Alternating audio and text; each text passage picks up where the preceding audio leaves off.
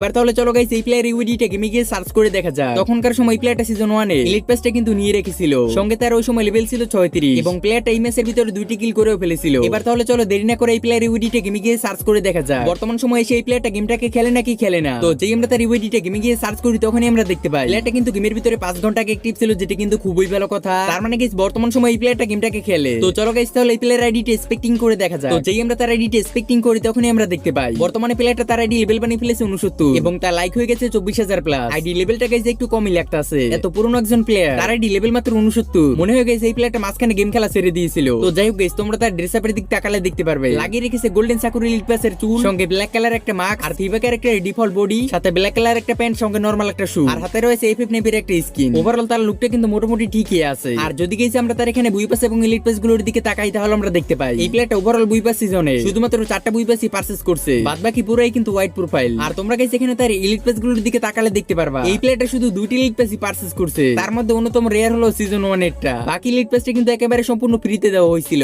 আর এই প্লেয়ারটার এলিট পাসে মাঝখানে অনেকগুলো এলিট পাসই কিন্তু শো করতেছে না, তার মানে এই প্লেয়ারটা মাঝখানে গেম খেলা ছেড়ে দিয়েছিল, যা তোমরা তার এলিট পাসের ব্যাচ দেখলেই বুঝতে পারবা। আর এই প্লেয়ারটার কাছে বর্তমান সময় 8 বছর আগে টাইটেলটাও আছে, যেটা হয়তো আমার কাছে দেখা সবথেকে পুরাতন একটা টাইটেল। আমি এখনো পর্যন্ত 9 ইয়ার্স ওল্ড এর কারো কাছে টাইটেল দেখতে পারিনি। 8 ইয়ার্সই আমার দেখা সর্বোচ্চ টাইটেল। তো তোমাদের মধ্যে কেউ কি 8 ইয়ার্স এর উপরে টাইটেল দেখছো? তা চাইলে কমেন্টে কিন্তু জানাতে পারো।